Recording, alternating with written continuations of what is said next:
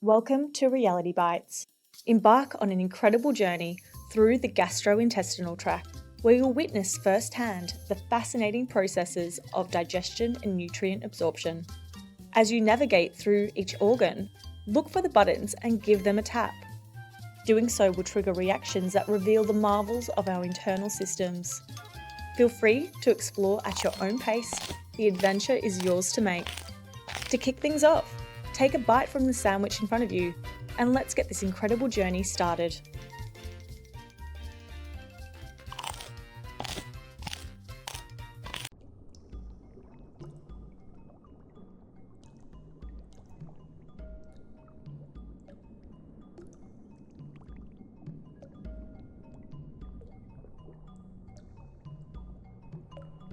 This is where the magic of digestion truly begins, especially for carbohydrates. Here, the enzyme amylase, a key component of your saliva, plays the starring role. It sets to work breaking down complex carbohydrates like starch into simpler forms such as maltose and glucose, like a molecular chef prepping the ingredients for the journey ahead. Your saliva also works as a unifying force, moistening your food and transforming it into a smooth bolus. This makes it a breeze to swallow and proceed further down your digestive tract. As for fats and proteins, they're just along for the ride at this point. Fats remain untouched, while proteins only get a light mechanical breakdown thanks to the grinding action of your teeth. Saliva helps moisten these macromolecules for easier swallowing.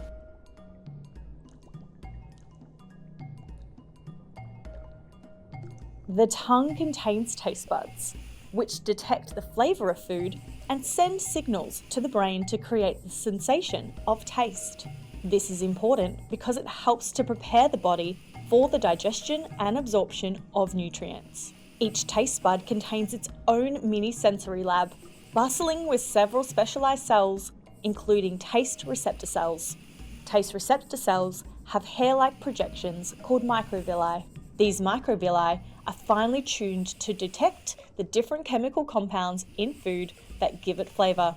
Your taste buds are experts at identifying the 5 basic pillars of taste: sweet, sour, salty, bitter, and umami.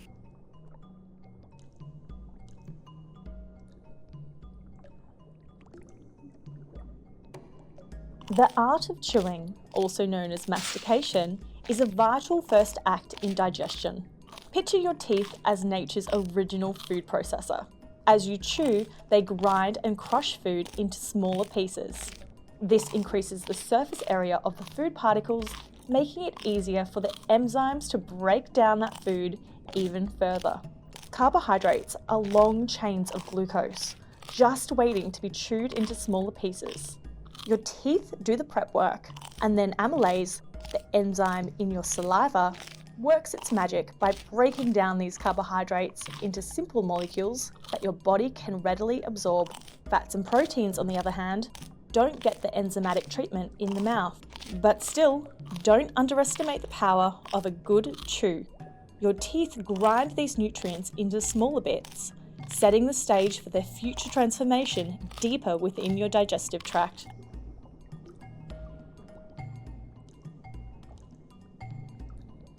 Saliva is a clear, watery fluid produced by your salivary glands. It acts as a natural lubricant in your mouth, making it easier to chew and ensuring that food glides easily down your digestive tract.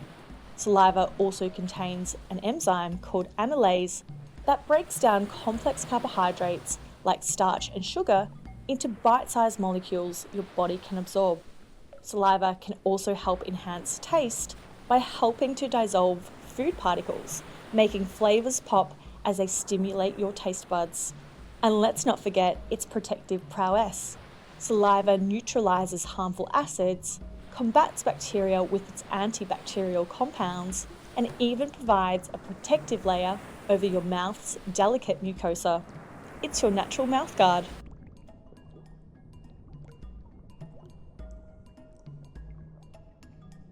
Your tongue is a muscular marvel, playing an essential role in getting your food from your mouth to your stomach. Think of your tongue as the conductor of your oral orchestra, skillfully moving food around, mixing it with saliva, and positioning it perfectly for your teeth to chew.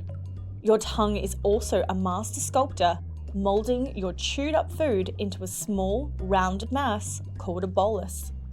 It expertly guides this bolus towards the back of your throat, setting the stage for a smooth descent into the esophagus.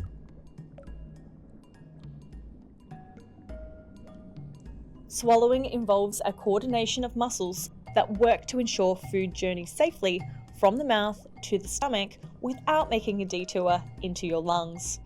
Imagine it as a 3-act performance. The oral stage sets the scene, with your tongue and soft palate choreographing the food into position. Next up, the pharyngeal stage, the grand assemble featuring the epiglottis and pharynx, who work together to ensure that food doesn't make a wrong turn into your airway. Finally, the esophageal stage closes the show, where the esophagus takes the food to its ultimate destination, the stomach.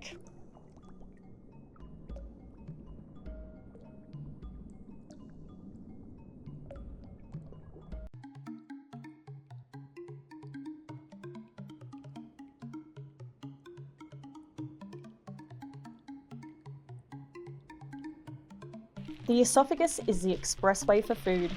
Here, the lump of chewed food, called your food bolus, is being carried along a muscular tube which contracts in a rhythmic, wave-like pattern called peristalsis. This gentle, coordinated movement propels your food towards its next destination, the stomach. The muscular walls of the esophagus are lined with a slick, mucus-secreting membrane, serving as the perfect lubricant for a smooth journey. So while the esophagus might not break down food, its intricate muscle contractions ensure that each morsel of food moves efficiently, making its way seamlessly through the digestive tract.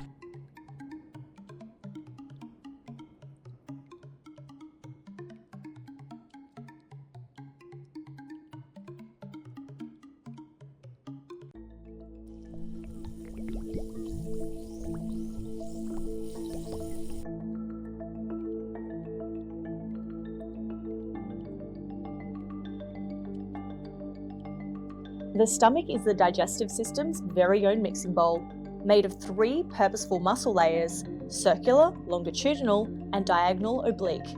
These layers are governed by the interstitial cells of Cajal, the stomach's built-in pacemakers. They're like the maestros of this digestive orchestra, guided by the signals from the nervous system and hormonal cues, telling the muscles when to contract. The stomach's inferior features tiny ridges, known as rugae. These assist in breaking down food into even tinier bits.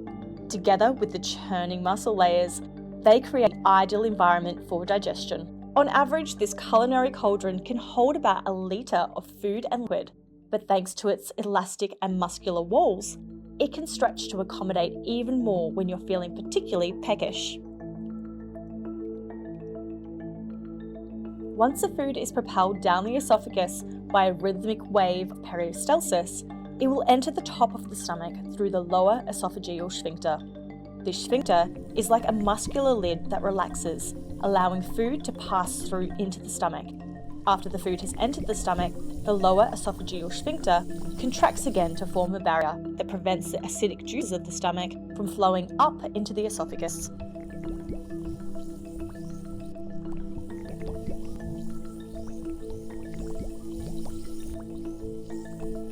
The stomach is an organ of extreme acidity, where the pH bubbles between 1.5 and 3.5. But don't be alarmed, this acidic environment is precisely what your body needs to kickstart digestion. This acidity comes from hydrochloric acid, produced by the parietal cells lining the stomach's walls. A hormone called gastrin tells your body to start producing this acid as soon as you take your first bite. Gastrin is like the conductor, signaling the parietal cells to ramp up hydrochloric acid production, fine-tuning the stomach's pH for optimal digestion. This acidic environment also serves as a natural defense mechanism, killing harmful bacteria and pathogens that may have hitched a ride with your food.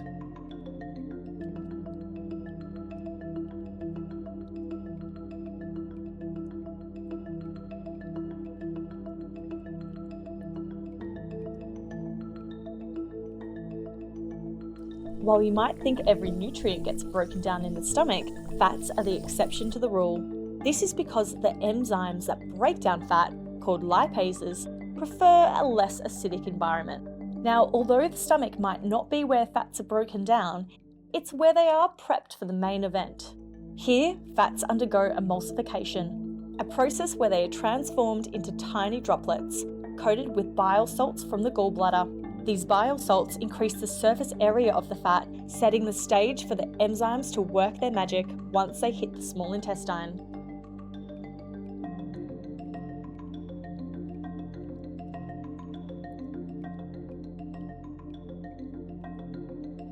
In the stomach, the enzyme amylase continues its mission to break down complex carbohydrates, like starch, converting them into shorter chains called oligosaccharides. But there's a twist.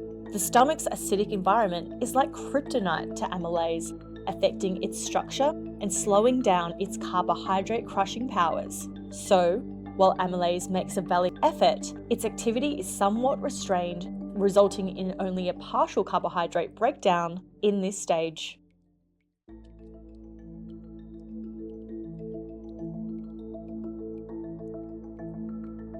In the stomach, we have an enzyme called pepsin with a special knack for dismantling proteins. Pepsin works with hydrochloric acid, forming a dynamic duo of protein digestion, each complementing the other's strengths. Hydrochloric acid works as a master locksmith. It unfolds proteins, revealing the peptide bonds that hold amino acids together. This makes it easier for pepsin to work its magic. Pepsin breaks down long amino acid chains, reducing proteins into smaller pieces known as peptides.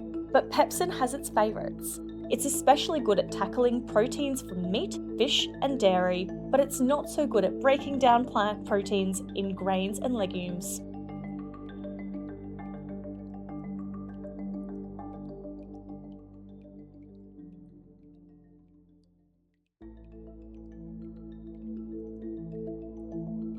When food is prepped and primed in the stomach, it heads for the door, a muscular gateway known as a pyloric sphincter. Positioned at the stomach's lower end, this gatekeeper stands before the duodenum, the starting line of the small intestine. Within the stomach, our food has been transformed into a semi-liquid blend called chyme. The pyloric sphincter, expertly timing when to open and close, ensures that this chyme flows into the small intestine at just the right pace. This slow, rhythmic release ensures that the small intestine has the time it needs to absorb nutrients effectively.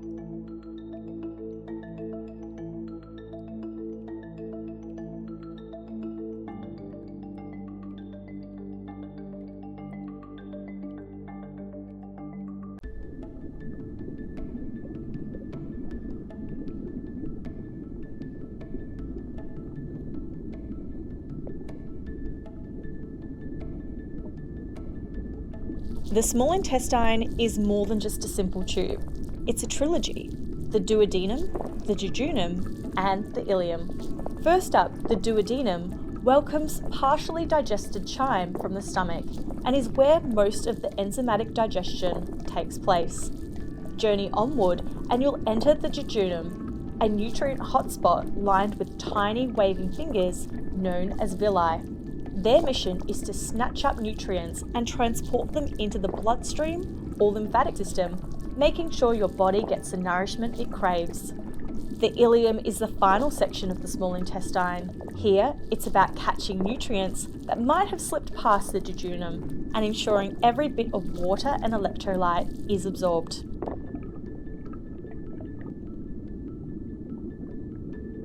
Bile and pancreatic enzymes are the power duo of fat digestion. When fat enters the small intestine, bile from the liver acts like a skilled mixologist, emulsifying fats into smaller, more manageable droplets. Then enters lipase, an enzyme produced by the pancreas, which breaks down these droplets into fatty acids and glycerol. Once broken down, these components are absorbed by the small intestine and head straight to the liver. There, they're either converted into instant energy or stored for later energy needs.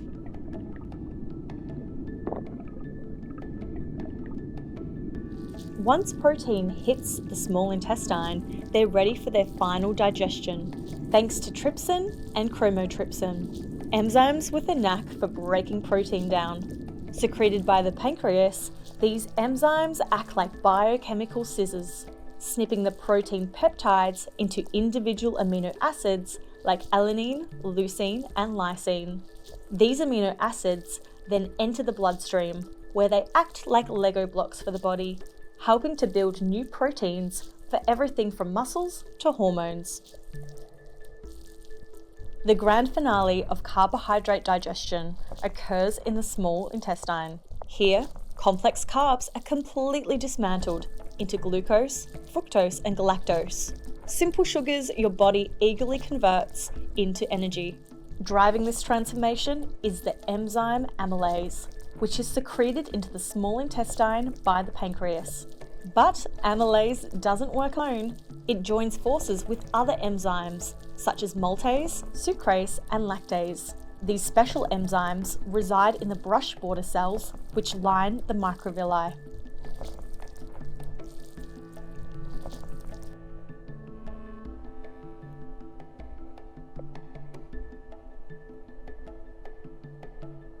In the small intestine, peristalsis is responsible for propelling food forward through the digestive tract.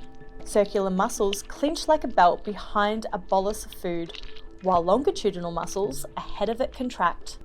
This synchronized squeeze produces a wave-like motion, propelling the food down the digestive highway. This rhythmic movement ensures the food gets mixed with potent digestive enzymes and optimizes the extraction of nutrients across the small intestine's expansive surface area.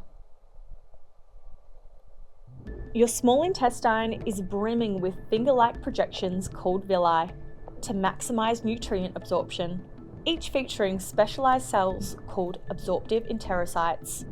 Zoom in closer and you'll discover each enterocyte is crowned with even tinier protrusions called microvilli. The microvilli further increase the surface area of enterocytes, meaning that there are more opportunities for your small intestine to soak up nutrients.